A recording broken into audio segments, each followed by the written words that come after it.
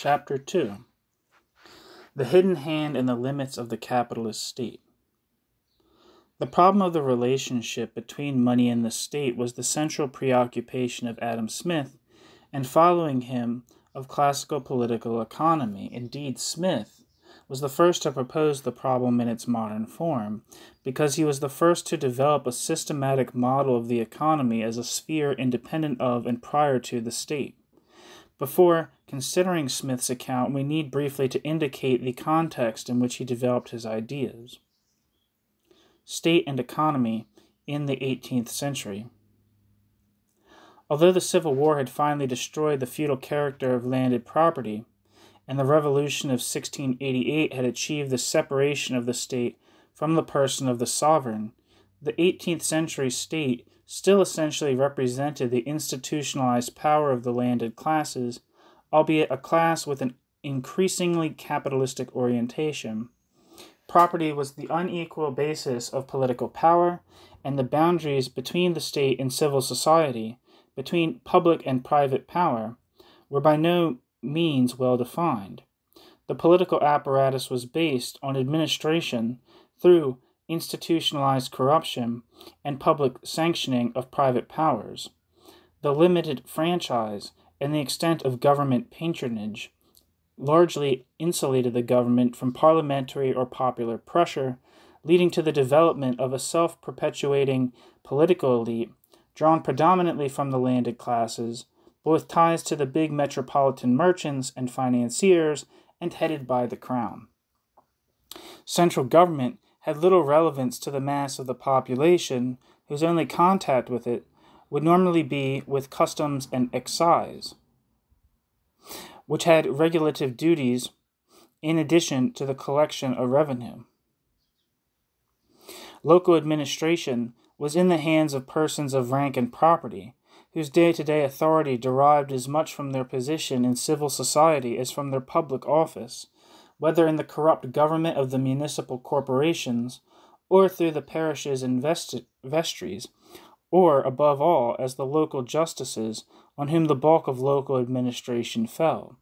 The local authorities had very considerable discretion in the definition and exercise of their powers. There was very little parliamentary supervision of local administration, while the enforcement of parliamentary decrees was in local hands. Although the royal courts in principle had jurisdiction over the local administration, the courts were cumbersome and inefficient and largely irrelevant as a check on local power. Although the state apparatus was firmly in the hands of the landed class, landed property was assuming an increasingly capitalist form. With the prosperity of both state and landowners depended on the growth of trade.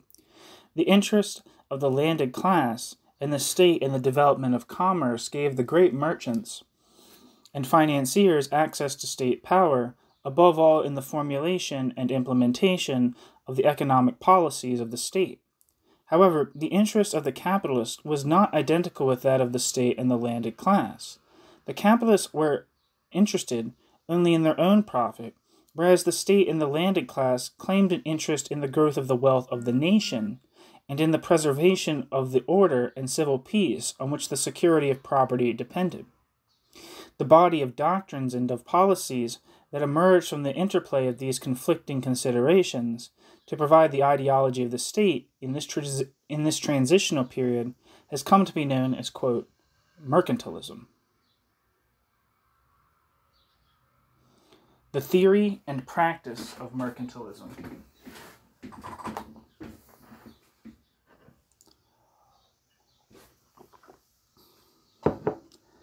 The task of mercantilist economic theory was to advise the sovereign on how best to regulate the economy in order to enhance the wealth and power of the state and of its citizens. Mercantilism never constituted a coherent body of doctrine. However, at the heart of mercantilist ideas was the argument that it was foreign trade alone that generated the surplus that could finance growing state activity and, above all, the naval and military power of the state. The theoretical basis of the doctrine was the idea of a surplus generated through trade. This surplus had its origin in the merchant's, quote, profit upon alienation, as Stuart called it, the difference between the cost of the article to the merchant and the price he received for it. The prices depended on the relation between supply and demand, so high profits depended on controlling markets in order to maintain the highest possible price differential between different markets. Profits gained from domestic trade merely redistributed wealth within the nation, so it was only foreign trade that could augment the national wealth. Success in foreign trade depended on the ability of the merchants and of the state that backed them to establish monopolistic control of sources of supply and of markets. Such successes depended in part on the commercial skills of the merchants and on their financial resources. But more fundamentally, it depended on the military power of the state and its willingness to wage wars for commercial advantage. Exchange was seen not so much as the exchange of commodities for one another, mediated by money as the means of exchange, as a series of exchanges of commodities for money in order to accumulate more money. Thus, the primary economic role of money was to serve not as a means of exchange, but as money capital. The limits to mercantile activity were set by the availability of money to serve as capital, to equip the ships and purchase the commodities to be traded. The limit to the ability of the state to maintain the naval and military forces necessary to defend its commercial interests was set by the national hoard of money that comprised its war chest. Thus, the key to commercial success was the accumulation of this national hoard, which became the central objective of mercantilist policy. The growth of commerce held out the promise of great wealth, but it also carried the risk of disruption of the social order. Trade was not seen as a productive activity, creating new wealth. Trade merely redistributed the wealth that had already been produced. While foreign trade provided the means to profit at the expense of foreigners, in domestic trade, the merchant could only gain at the expense of the laboring and landowning classes. The state attempted to confine trade within the limits of the existing social order through the extensive body of Tudor and Stuart legislation that sought, however ineffectively, to restrict the activity of domestic merchants by preventing usurious lending, engrossment, and profiteering, and by regulating prices, wages, and working conditions according to customary notions of justice and equity. Similarly, the desire to maintain a favorable balance of trade, the fear of pauperism and unemployment if domestic producers were undermined by foreign competition, and the need to maintain domestic supplies of strategic materials led to legislation, subsidies, and direct state intervention to encourage domestic production and to provide protection for foreign competition, to provide protection from foreign competition. Within the society in which mercantilism developed, the identification of the mercantile interest with the national interest had a certain validity. The profits to be made in foreign trade were far greater and far more ostentatious than those to be made in the early forms of capitalist agriculture and manufacture, while they were far more easily taxable than was rent. Thus, healthy trading profits and the accumulation of monetary reserves did make the greatest single contribution to the financial and so military strength of the state, and such strength was essential in a system of warring states, each seeking to mobilize the political, economic, and military power of the state to secure a commercial advantage. Thus, the mercantilist identification of the trading interest with the national well-being had an appeal far beyond the commercial class. And the mercantilist doctrines were espoused by writers and statesmen who had no commercial involvement, nor any identification with the mercantile interest.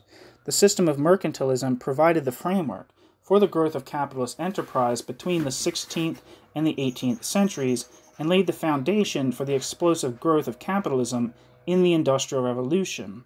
The expansion of British trade was based on the growing political, military, and financial power of the state exercised in pursuit of commercial advantage.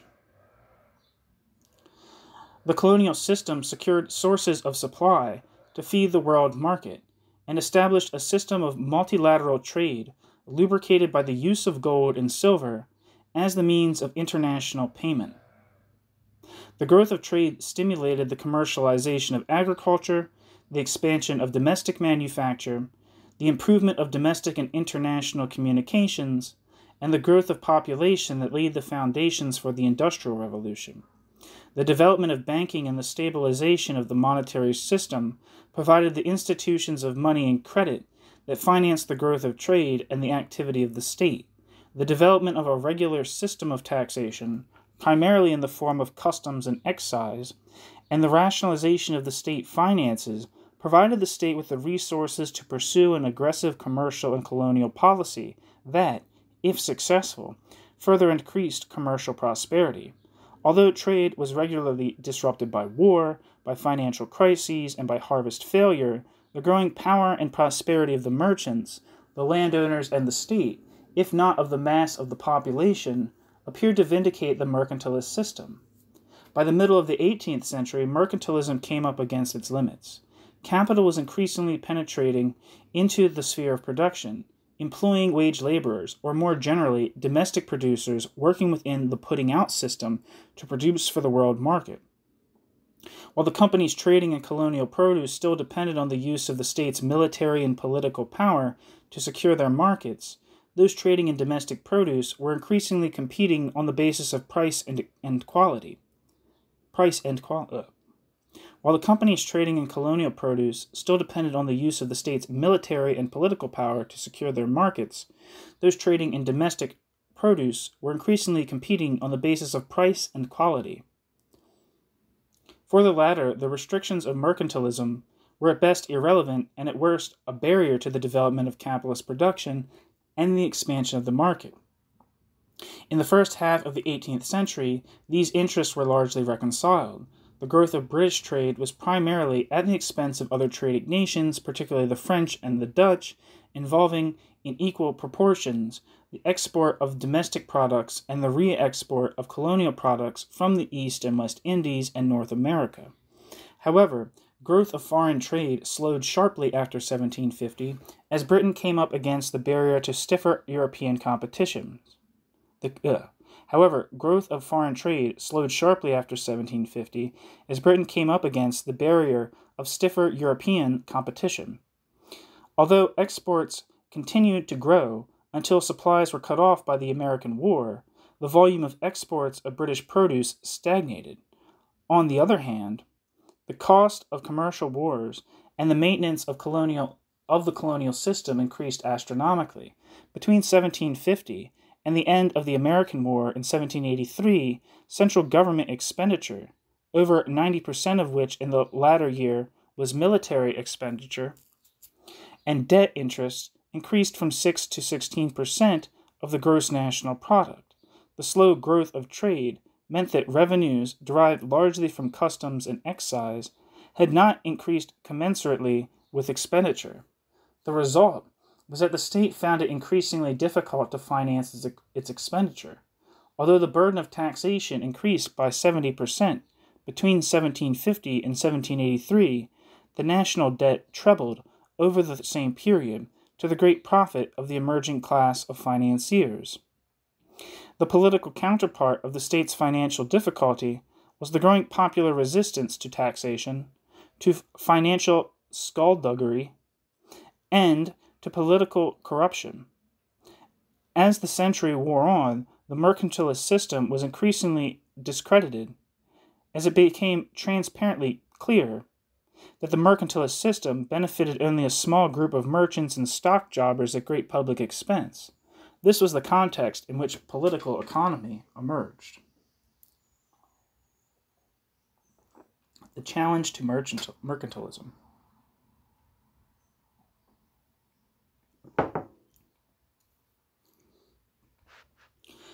Political economy challenged the mercantilist program by striking at its theoretical foundations.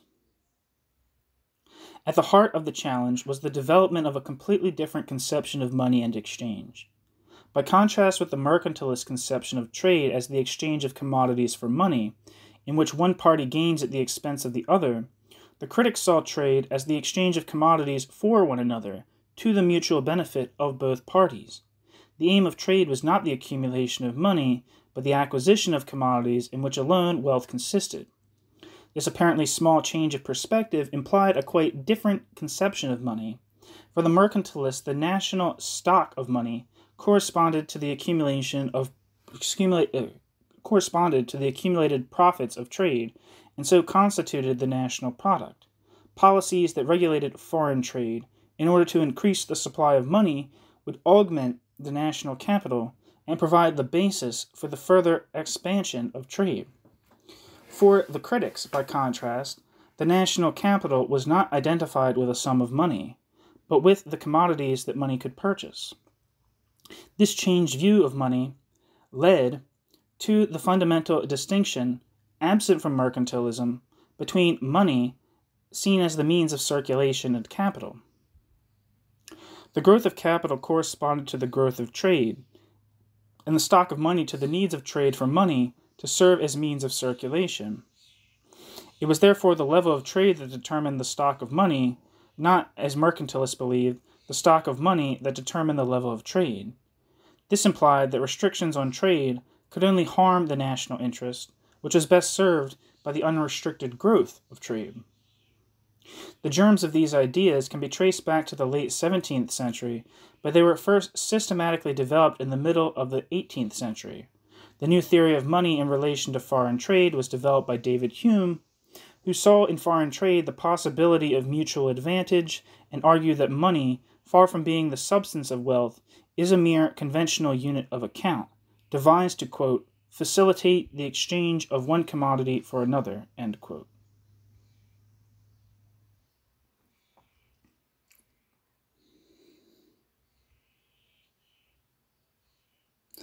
This led Hume to develop his quantity theory of money, according to which an increase in the quantity of money, far from stimulating trade, would not increase the nation's wealth, but would merely lead to an increase in prices. Hume's originality was not in propounding the quantity theory, but in describing the process by which the stimulus to demand, provided by a rise in the quantity of money, was translated into a rise in prices.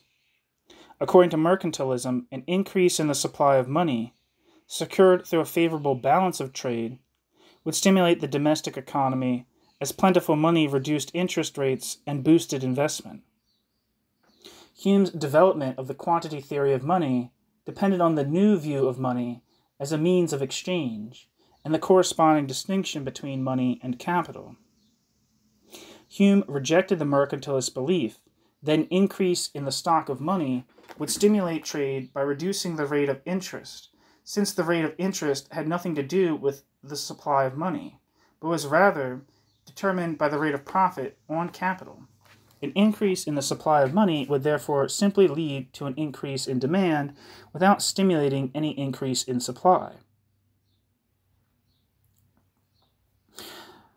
Although increased demand would lead to attempts to increase production in affected branches of production, this would merely increase the demand for labor, so push up wages. The increase in wages would then be transmitted to other branches of production until all prices rose. The rise in domestic in relation to foreign prices, stimulated by an increase in the domestic money supply, would lead to a rise in imports and fall in exports. Money would flow out of the country and prices would fall again until the supply of money corresponded to the needs of circulation. This, quote, specie flow mechanism, end quote, by which the balance of international payments regulated the supply of money in relation to the needs of domestic circulation, became established as the orthodox version of the quantity theory of money in the 19th century. Its importance for Hume lay in the conclusion that mercantilist policies that aimed to increase the stock of money would lead to monetary instability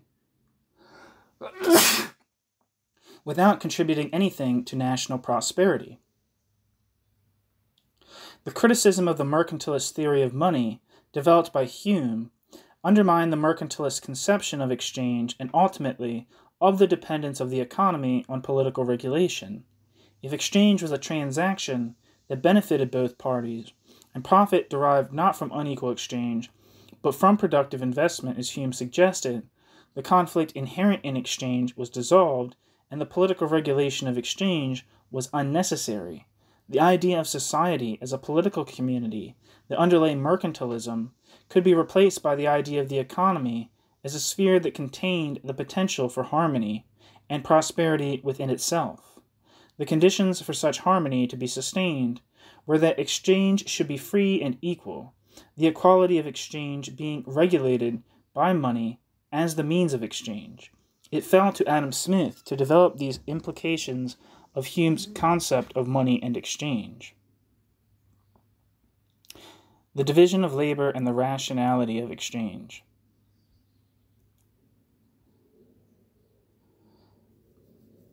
Smith's great work, The Wealth of Nations, was written primarily as an assault on the doctrines of mercantilism. Smith was concerned to demolish the mercantilist belief that money was an end, that the accumulation of wealth could be identified with the accumulation of money, and to establish instead the instrumental rationality of money as a mere means to the superior end of enhancing the material prosperity of the nation that derives from the improvement in the productive powers of labor. For Smith, the mercantilist prejudice that identified money with wealth and the aim of economic activity as the accumulation of money arose as a sophisticated argument devised by the merchants to further their own self-interest by falsely identifying it with the national interest. The system of monopoly that hoisted their profits restrained trade and so limited the development of the productive powers of society. Smith, by contrast, following the French physiocrats, identified wealth with production, so that the conditions most favorable to the growth of the wealth of the nation were those conducive to the most rapid growth of the productive powers of labor. Exchange was no longer seen as the means by which wealth was appropriated in the form of money. Exchange was the means by which the producer realized the fruits of his or her labor in the form of consumable commodities, with money serving merely as the means of exchange. At the heart of Smith's critique of mercantilism was his view of money. Smith claimed that, quote, "It is not for its own sake that men desire money, but for the sake of what they can purchase with money," end quote. The accumulation of money, far from contributing to the prosperity of the nation, constitutes a drain on the national wealth. This view of money as a mere means of exchange rested on his assertion that, quote, "Consumption is the sole end and purpose of all production," end quote. A maxim that Smith claimed, quote, "is so self-evident that it would be absurd to attempt to prove it," end quote, despite the fact that it was in direct contradiction to the mercantilist conception of wealth. If money is not an end in itself, but is merely a means of exchanging one thing for another, the powers attributed to money are not inherent in money, but derived from money's function as means of exchange. The rationality of money is the rationality of the system of exchange whose development it facilitates. Money is the means by which the hidden hand of the market achieves its ends, the, quote, "great wheel of circulation," end quote, as Smith described it. Smith regarded the development of the market as the result of the propensity in human nature to, quote, "truck, barter, and exchange one thing for another," end quote, a propensity rooted in the faculty of reason. Exchange made it possible for each producer to specialize according to his or her talents, and so stimulated the advance of the division of labor, of productivity, and so of economic prosperity. As far as the individual economic actor was concerned, each could make free judgments of the gains to be found from any particular exchange, gains rooted in the increased productivity permitted by specialization, and so could decide whether or not to exchange accordingly. So long as the market is free, and property and the persons are secure, each individual exchange that takes place will contribute to an increase in individual and social prosperity. On the other hand, any political or institutional barriers to the freedom of exchange will prevent advantageous exchanges from taking place, and so will limit the extent of the division of labor, and so the national wealth, even if they work to the advantage of particular individuals.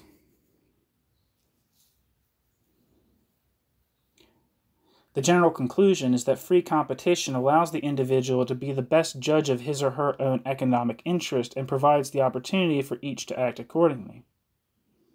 Since every agent is free to decide whether or not to make an exchange and will choose not to do so if he or she judges the exchange disadvantageous, nobody can suffer loss as a result of exchange.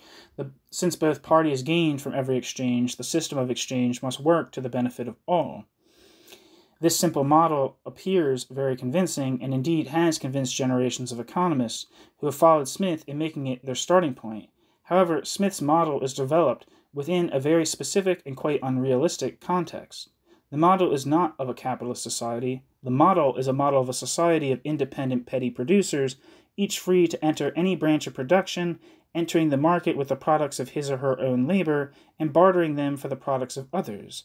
The example Smith gives is that of a, quote, tribe of hunters or shepherds, end quote, within which, quote, a particular person makes bows and arrows, for example, with more readiness and dexterity than any other, end quote. Smith. This fortunate person soon finds it advantageous to specialize in making bows and arrows and to exchange those bows and arrows for cattle and venison. If Smith's little parable is to have any relevance to a capitalist society, it is necessary to establish that the introduction of money and of capital does not affect the results of the analysis, so that a capitalist society can be understood on the basis of this simple model of a barter economy.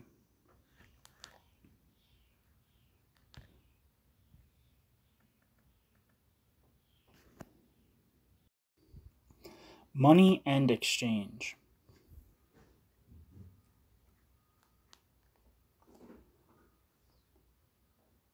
Smith's account of the emergence of money is parallel to the liberal political theorists' account of the emergence of the state. Just as the state, as the form of political regulation, emerged spontaneously from a mutual appreciation of the inconvenience of ad hoc alliances, so money, as the form of economic regulation, emerged spontaneously from a mutual appreciation of the inconvenience of barter. Smith argued that money is simply an instrument of accounting and exchange that has no substantive economic significance. Smith's story of the emergence of money from barter comes directly from Aristotle and can still be found in any introductory economics textbook. With the development of exchange, the inherent limitations of barter meant that, quote, this power of exchanging must frequently have been very much clogged and embarrassed in its operations. In order to avoid the inconveniency of such situations, every prudent man in every period of society after the first establishment of the division of labor must naturally have endeavored to manage his affairs in such a manner as to have at all times by him, besides the peculiar produce of his own industry, a certain quantity of some one commodity or another, such as he imagined few people would be likely to refuse in exchange for the produce of their own industry. End quote, Smith. We can all appreciate the inconvenience of barter, so the rationality of money is clear to all of us. Money simply provides a means of exchange that enables the barter economy to work more efficiently. We can now sell our bows and arrows for money and use the money to buy venison, rather than having to find a venison owner who happens to need a new bow and arrow. The introduction of money makes no difference to the simple barter model. Money is a commodity distinguished from others only by its general exchangeability. Similarly, in its role as measure of value, the introduction of money has no substantive effects. Money is simply more convenient to express exchangeable values. It is simply more convenient to express exchangeable values in terms of money than in terms of labor. In its role as measure of the value of commodities, money serves to regulate production and exchange. The rise and fall of money prices in relation to, quote, real prices of commodities that correspond to the, quote, trouble and toil involved in their production, regulates the division of labor and the improvement in productivity in society. If the market is free, then supply will be spontaneously adapted to demand, and the incentive to innovation will be maintained. Any interference in the freedom of the market, however, will undermine the regulative role of money. thus the conception of money as means of exchange, rather than as the substance of wealth, leads directly to the conception of money, rather than the state, as the appropriate means of regulation of social production and of the division of labor. Having established the instrumental rationality of money, Smith could immediately pass on from its rational origins to the questions of its value and of the quantity required to oil the wheels of circulation. For Smith, money is a commodity like any other, so the value of gold and silver varies like that of other commodities according to the, quote, fertility or barrenness of the mines, end quote. Quote, money prices, end quote, accordingly depend on the relation between the, quote, real prices, end quote, of commodities and the, quote, real price of the money commodity.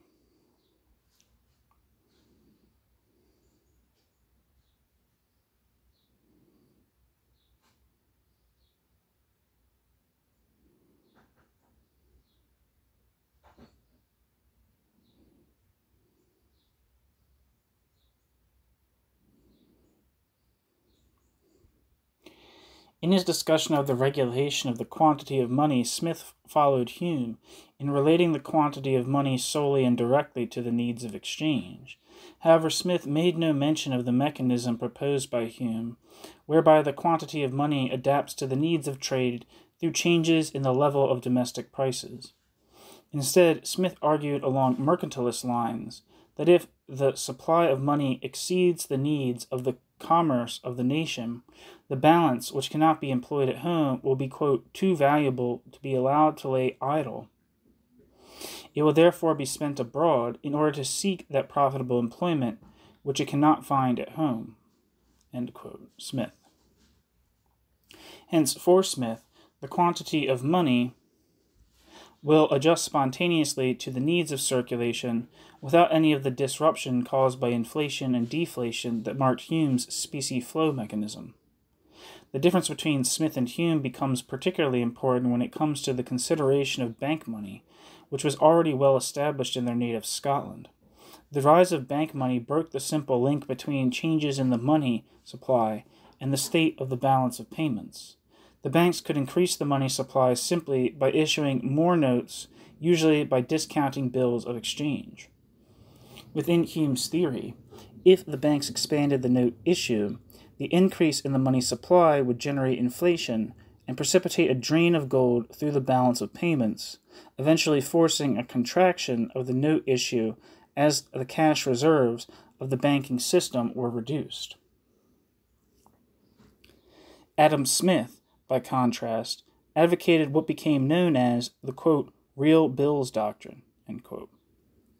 The advance of bank money was that it freed the large sums of capital that would otherwise be tied up in coin and bullion for more productive use, gold being required only to provide the reserve to guarantee the convertibility of bank money.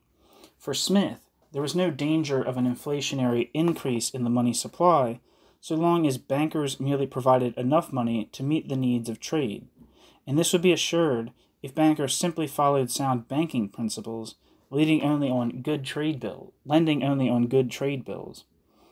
The money supply would simply expand and contract in accordance with the needs of commerce, without having any influence on prices. The interest of bankers in making only sound loans meant that the banking system could be relied upon to limit the note issue to the needs of circulation. Although Smith was the first to state this theory clearly in print, he was probably only reiterating the conventional wisdom of the bankers. However, Smith's endorsements gave great authority to this view, which remained the orthodox position until the turn of the century. It was only in the course of the debates of the first half of the 19th century that Hume's view came to prevail. The mercantilists had made great play of the danger of a shortage of money disrupting commerce. Smith argued that such a danger was illusory. Commerce cannot be seriously impeded by a shortage of money. If a merchant is unable to sell all his goods, or has difficulty in extending his borrowing, it may appear that this is because of a shortage of money in the hands of his customers or his creditors. However, the real problem is not a shortage of money, but one of, quote, overt trading.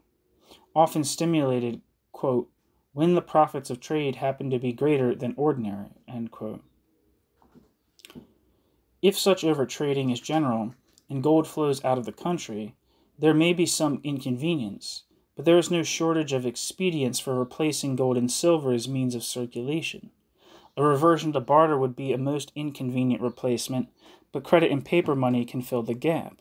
Quote, not only without any inconveniency, but in some cases with some advantages, end quote.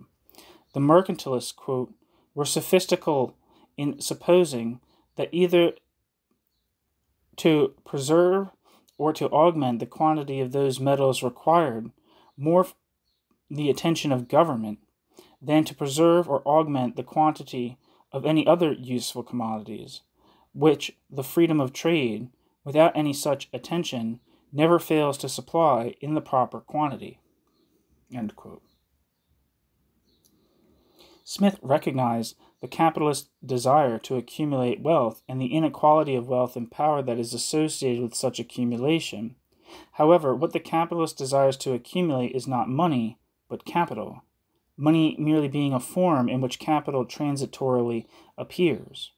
Capital is not the mercantilist's hoard of money, but the stock of means of production and subsistence that make possible productive investment. Money, accordingly, can never serve as other than means of circulation, and nobody has any interest in holding more money than is required to meet their circulation needs.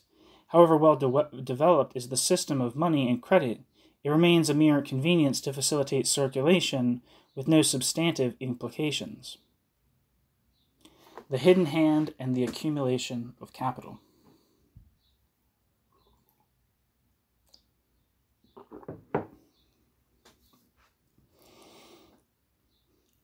For Smith, capital consisted in the means of production and subsistence, quote, stock, quote, accumulated in the hands of particular persons, end quote. Profit is derived from the productive employment of stock. Money, by contrast, is sterile. The interest on money is not an original revenue, but, quote, is the compensation which the borrower pays to the lender for the profit which he has an opportunity of making by use of the money, end quote. Smith. It is correspondingly profit, not interest, that contributes to the net product that comprises the wealth of the nation. Smith's demonstration of the beneficence of the hidden hand and of the adequacy of money as the means of regulation of the division of labor was based on the analysis of exchange between petty commodity producers. With the introduction of capital, the division of labor is regulated by the allocation of capital between branches of production, and the extent of the division of labor no longer depends on the extent of the market, but on the size and employment of capital. The growth of the wealth of the nation is limited to the growth of the capital that it employs. Quote, the general industry of the society can never exceed what the capital of the society can employ. No regulation of commerce can increase the quantity of industry in any society beyond what its capital can maintain. End quote. For Smith, it is not the size of profit, but the rate of savings that limits the growth of the wealth of the nation. Quote, the industry of the society can augment only in proportion as its capital augments, and its capital can augment only in proportion to what can be gradually saved out of its revenue. End quote. The motive for saving is the principle of frugality, which fortunately prevails over the principles of expense. It just so happens, in the best of all possible worlds, that, quote, this frugality and good conduct is upon most occasions. It appears from experience sufficient to compensate not only the private prodigality and misconduct of individuals, but the public extravagance of the government. End quote. There is, therefore, no justification for the government trying to limit private extravagance or to divert private resources into productive investment. Indeed, it is the government, the bulk of whose revenues are spent unproductively, that poses the greatest threat to productive investment. Smith was equally opposed to the attempt of the state to regulate the allocation of capital between branches of production. For Smith, agricultural investment was more productive than manufacturing or trade because it set in motion the largest number of productive laborers, providing the greatest scope for developing the division of labor.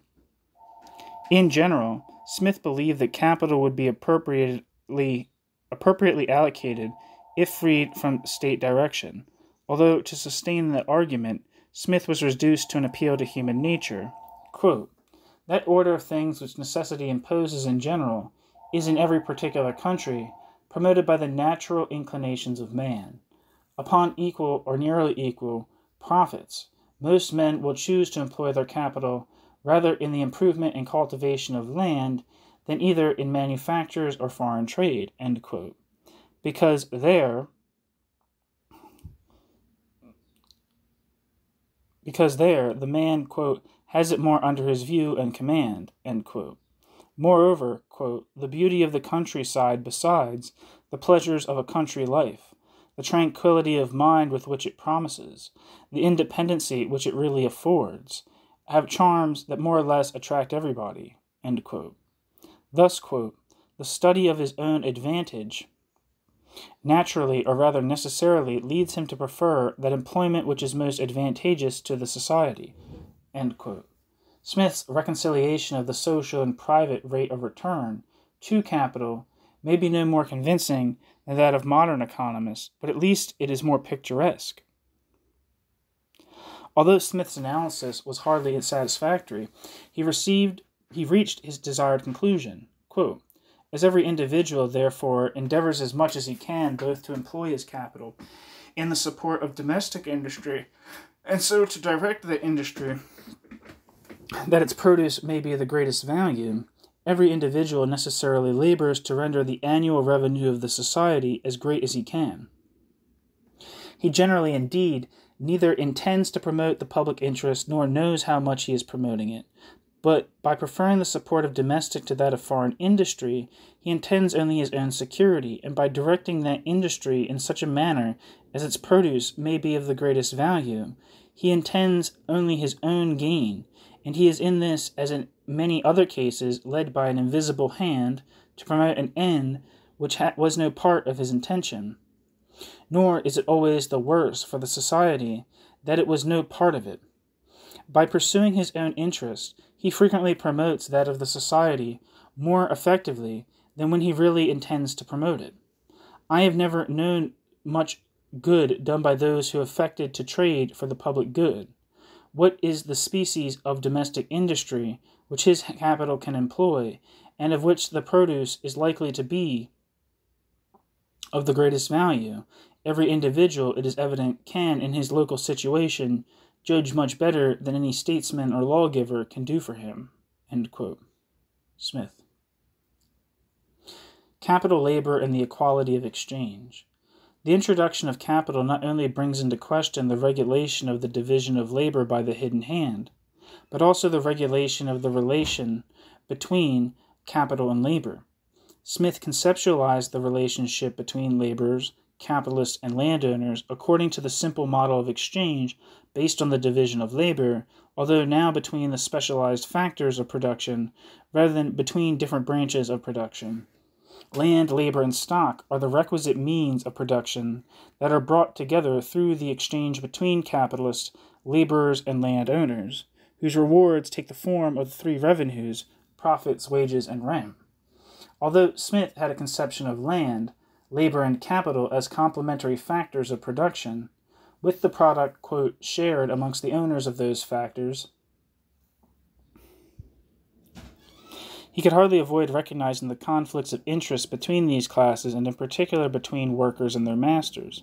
Quote, "What are the common wages of labor depends everywhere upon the contract usually made between those two parties, whose interests are by no means the same.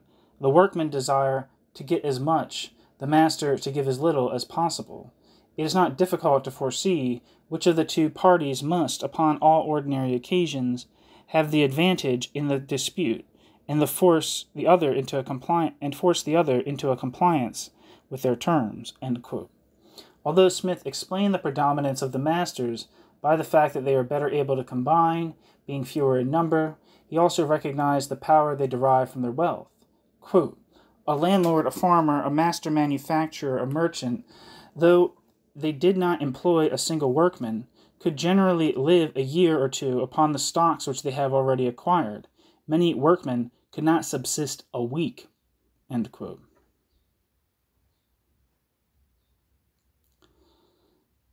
Smith resolves the apparent conflict of interest between capitalists and workers by determining the true interests of the worker, not in the admittedly unequal exchange relation between capitalist and worker, but in the dynamic context of the course of wages with the advance of the division of labor.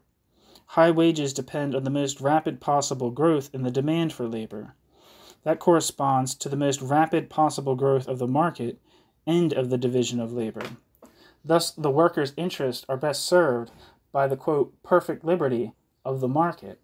Moreover, the conflict between workers and capitalists is illusory, for high wages benefit capital too by stimulating the growth of population, the expansion of trade, and the division of labor and the industriousness of the worker.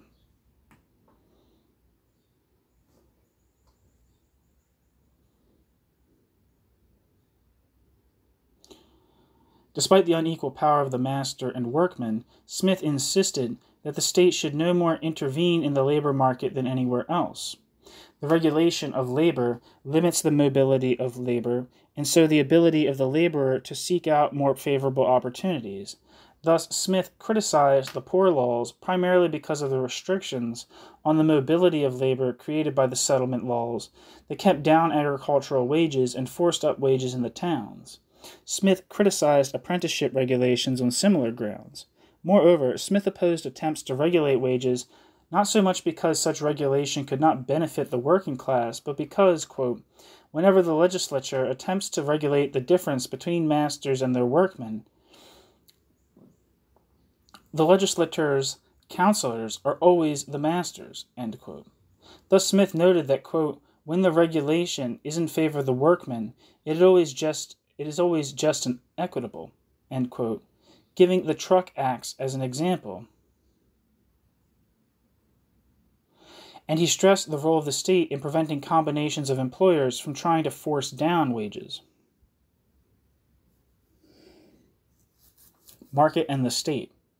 Smith found the nature and causes of the wealth of nations to lie in the spontaneous development of the natural tendency to truck, barter, and exchange. On this basis, the rational pursuit of self-interest alone is sufficient to secure prosperity and harmony. Production and distribution are regulated through competitive exchange by money. This regulation is achieved where there is, quote, perfect liberty, end quote. Although the rise and fall of, quote, market prices above and below, quote, natural prices, through the rise and fall of, quote, market prices above and below, quote, natural prices, that regulates the flow of capital into and out of different branches of industry of production and of labor into and out of different employments. As the means of regulation, money is not an external power, but the instrument of reason, the executor of the beneficence of the hidden hand. Smith's rejection of state intervention in the market did not mean that the state had no role to play or that political economy was indifferent to the state. On the contrary, the purpose of Smith's analysis of the economic system was to define the proper role of the state. Smith argued that political economy, quote, considered as a branch of the science of the statesman or legislator. Smith argued that political economy, quote, considered as a branch of the science of a statesman or legislator, proposes two distinct objects. First, to provide a plentiful revenue or subsistence for the people, or more properly, to enable them to provide such a revenue or subsistence for themselves, and secondly, to supply the state or commonwealth with a revenue sufficient for the public services. It proposes to enrich both the people and the sovereign, end quote. Smith criticized vigorously the commercial, fiscal, and financial policies of the state, but this did not lead Smith to criticize the political constitution of the contemporary state. The problem was that the capitalists had imposed their own interest on the state and diverted it from its proper tasks. What are the appropriate tasks of the state, and how should it fulfill them? Quote, according to the system of natural liberty, the sovereign has only 3 duties to attend to, 3 duties of great importance, indeed, but plain and intelligible to common understandings. First, the duty of protecting society from the violence and invasion of other independent societies. Secondly, the duty of protecting, as far as possible, every member of the society from the injustice or oppression of every other member of society, or the duty of establishing an exact administration of justice.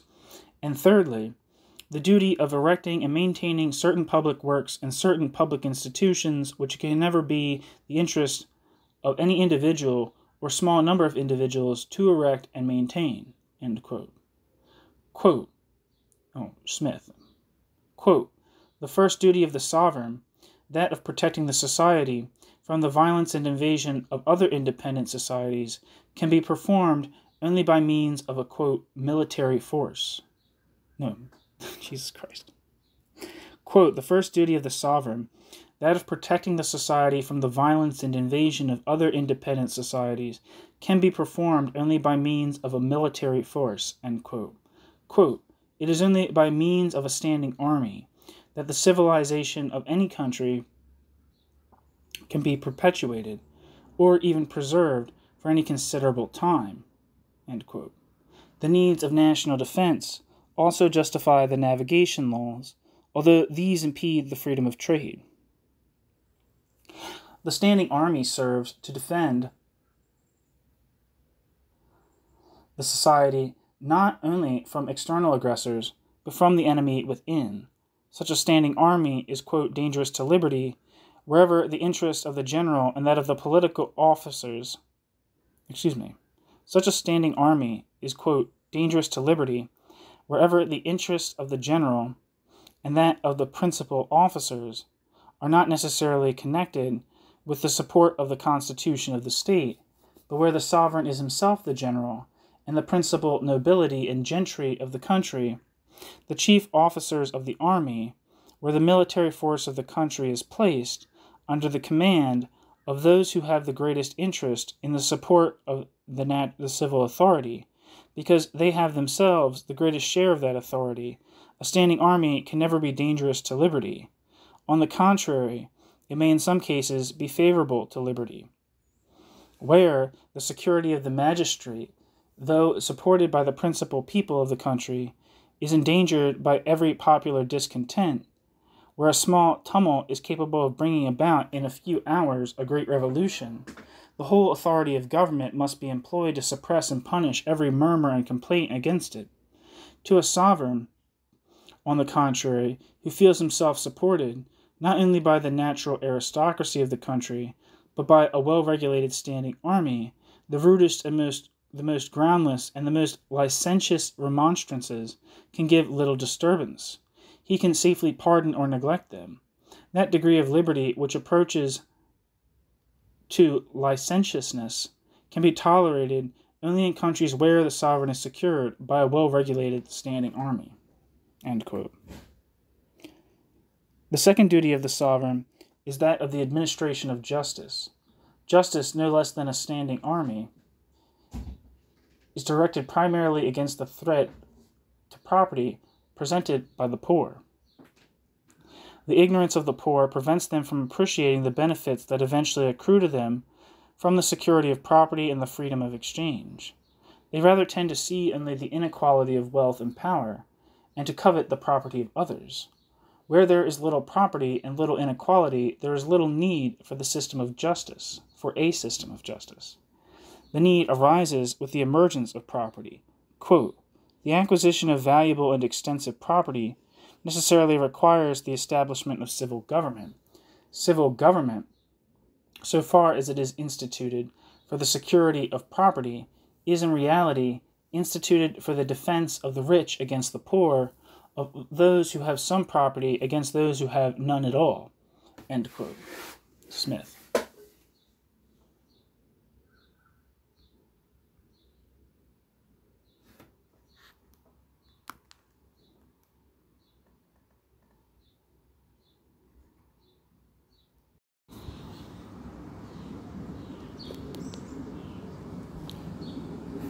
The administration of justice, which secures the security of property and the person, defends the rich against the poor, but is the foundation of that, quote, order and good government, end quote, on which the system of natural liberty and the incentive to self-improvement depend. Quote, upon the impartial administration of justice depends the liberty of every individual, the sense which he has of his own security, end quote.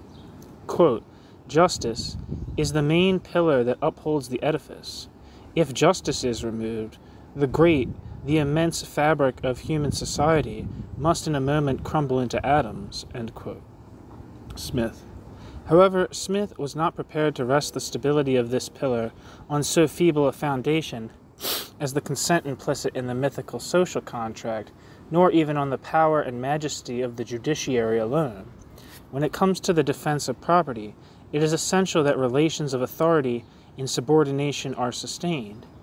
In the last analysis, the authority of the state does not rest on an implicit contract, nor on democratic consent, but on the natural respect for authority. In the hierarchy of property and authority, from the sovereign to the lowest ranks, quote, men of inferior wealth combine to defend those of superior wealth in the possession of their property, in order that men of superior wealth may combine to defend them in the possession of theirs, end quote. Hence the hierarchy of authority and inequality that is sustained by the system of justice is able to rest on the consent of the lower orders, bred of their natural respect for authority and concern to sustain their own property against the orders beneath them. The political rights of the aristocracy and gentry derived, for Smith, from the fact that landed property gave them, quote, the greatest interest in the support of the civil authority, because they have themselves the greatest share in that authority, end quote. The capitalist, on the other hand, has much less of a connection with the lower orders and does not enjoy any such natural authority, while the mobility of capital weakens his interest in maintaining order and good government, since in the event of disorder he can simply move his capital abroad. Smith, for all his attacks on the incompetence and corruption of the state, nevertheless endorses the constitutional arrangements within which the state institutionalized the power of the landed aristocracy and gentry. The faults lay not with the Constitution, but with the abuse of power by entrenched interest and faction.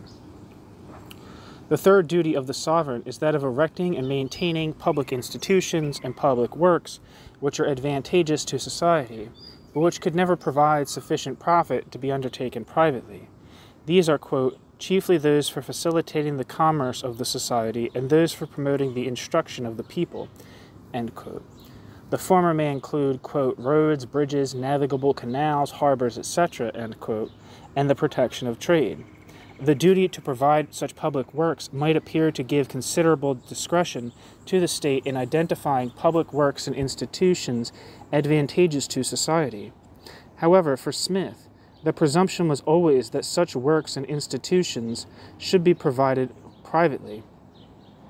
For it is only where there is a direct relationship between the service provided and the payment made that the entrepreneur has an incentive to meet the public need. Where public provision is essential, the costs of the services should be met as far as possible by the beneficiaries. Quote, the institutions for the education of the youth may in the same manner furnish a revenue sufficient for defraying their own expense, end quote. The payment to teachers of a salary, financed by public endowments or public revenues, rather than directly by the fees of the pupils, sets the interests of the teachers, quote, as directly in opposition to his duty as it is possible to set it, end quote, since his salary bears no relation to the exertions or to the interests of his pupils. Hence the universities have almost entirely neglected physics, quote, which is capable of making so many useful discoveries, end quote, in favor of the, quote, subtleties and sophisms, end quote, of metaphysics, pneumatics, and ontology.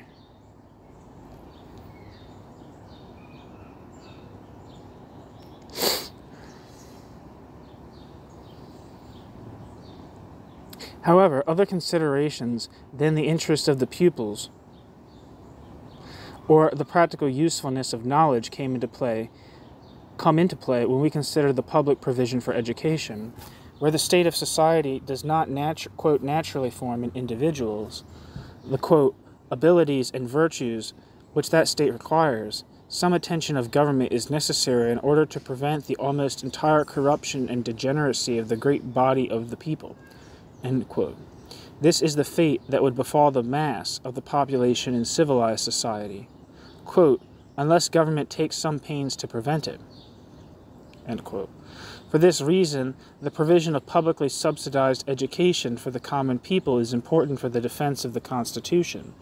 Under all three headings, Smith was quite clear that the essential duty of the sovereign is to sustain the rule of property by military force, by the administration of justice, and by the provision of education and popular diversions. Smith's state is unequivocally, and without any apology, a class state, but at the same time the rule of property and the unfettered accumulation of capital is the condition for the most rapid growth and the prosperity of all social classes, the basis of material, moral, and cultural progress, and the foundation of personal liberty. Limits to the state.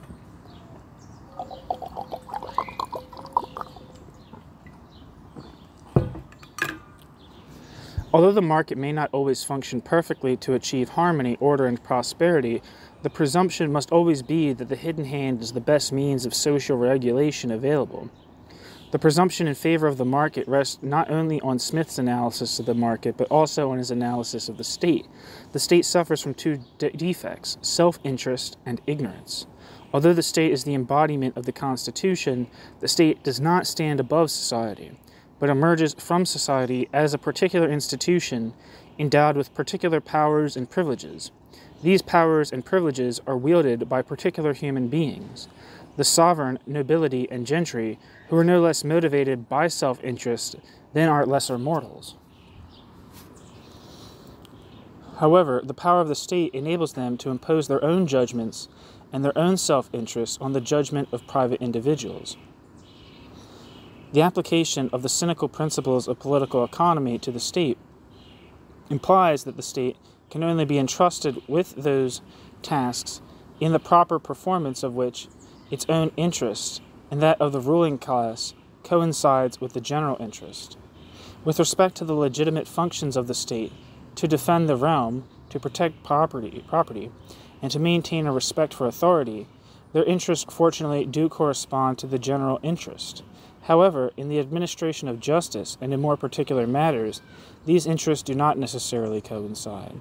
Hence, the impartial administration of justice requires an independent judiciary. For, quote, when the judicial is united to the executive power, it is scarce possible that justice should not frequently be sacrificed to what is vulgarly called politics, end quote. And in particular matters, the presumption must be that, whatever its faults, the hidden hand will better serve the general interest than will a government subject to the pressure of particular interests. Even were the state constrained to act in conformity with the general interest, the state could no more effectively displace the hidden hand of the market. Smith's analysis of the laws that govern the economy enlighten us as to the general principles by which the hidden hand achieves harmony and prosperity, but cannot tell us anything about the proper prices at which goods should exchange, nor the quantities in which they should be produced, nor the proper rates of wages, rent, or profit, nor the proper manner in which a particular capital should be invested. Thus, quote, the sovereign is completely discharged from a duty, for the proper performance of which no human wisdom or knowledge could ever be sufficient, the duty of superintending the industry of private people and of directing it towards the employments most suitable to the interests of society, end quote. Smith. The principles of public finance. The limitation of the powers of the state also implies that the state must draw as few resources as possible into unproductive use, and that it must finance its activities in ways that are just and have the least damaging impact on the progress of the nation. Although the duties of the sovereign are limited, they are nevertheless expensive. as far as possible, the cost of public provision should fall on its beneficiaries in proportion to their gain, whether from general revenue, local rates, tolls, or fees. Although historically the state had derived its revenues from commercial enterprises and public lands, the proper source of the public revenue is taxation, since this relates payment to benefit. The general principles of such taxation are four. First, quote, the subjects of every state ought to contribute, in proportion to the revenue which they respectively enjoy, under the protection of the state. End quote. Second, the tax, quote, ought to be certain, not arbitrary. End quote. Third, the tax ought to be levied at the time that it is most convenient for the contributor. Fourth, the tax should be levied as economically as possible. These continue to be the basic principles of public finance to this day. Smith's general conclusion was that all taxation is vexatious, and because it diverts revenue from productive to unproductive employment, impedes the growth of the wealth of the nation. Thus, the wealth of the nation requires not only the limitation of the powers of the state, but also the minimization of the state's expenses. If taxation were the only source of revenue, political resistance to taxation would be sufficient to compel the state to minimize its expenses. However, in practice, the ambitions of the state have not been limited by its powers of taxation. The limited possibilities of taxation and the resistance of the public have indeed induced governments to resort to borrowing, particularly to meet the exceptional expenses of war. Moreover, they have increasingly failed to make provision for the repayment of this borrowing, so that the state has come to be burdened with a growing unfunded debt. This debt can only be serviced by means of taxation that redistributes revenue from the owners of land and capital stock to the holders of the public debt, occasioning, quote, both the neglect of the land and the waste or removal of capital stock, end quote. Past experience suggests that such debts are never repaid. At best, a pretended repayment has disguised public bankruptcy. At best, a pretended repayment has disguised public bankruptcy, as the debt has been devalued by debasing or by raising the denomination of the coin, which, quote, occasions a general and most pernicious subversion of the fortunes of private people, enriching in most cases the idle and profuse debtor at the expense of the industrious and frugal creditor, end quote. The only way of avoiding the ruin of the nation by the progress of these enormous debts is to repay those debts, either by a considerable increase in taxation or by a considerable reduction in public expenditure. However, the possibility of raising domestic taxation is limited, while, quote, the private interest of many powerful individuals, the confirmed prejudices of the great bodies of people, end quote, present obstacles to extending taxation to the colonies in exchange for political representation that are probably insurmountable. Yet it has been colonial wars and the maintenance of the colonial establishment that has largely occasioned the debts. If the colonies cannot furnish the revenues to meet the expense, Britain must cut her expenditure by abandoning her, quote, golden dream, and so, quote, endeavor to accommodate her future views and designs to the real mediocrity of her circumstances, end quote. However, there is little prospect of the state being brought to heel, for the state's ruinous policies are backed by powerful interests, above all those of the bankers and the merchants.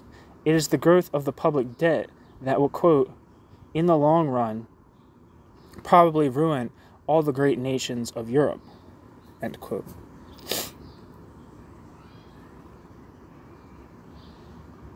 Smith's sense of being a lonely prophet in a world dominated by dark forces could as well have been expressed by the monetarists of the early 1970s, and in almost the same words.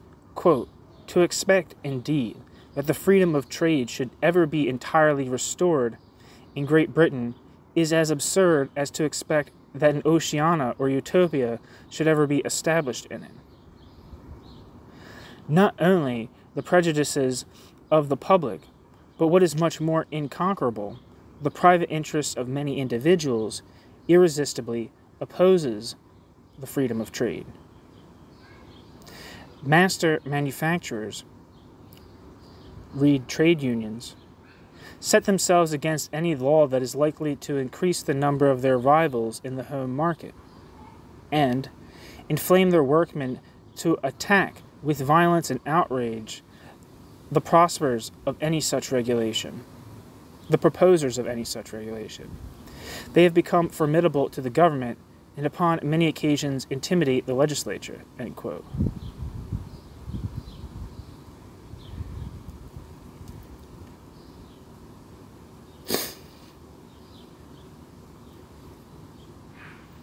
Oh, that last quote was Adam Smith. That wasn't, oh, yeah, that's funny. Not a modern quote.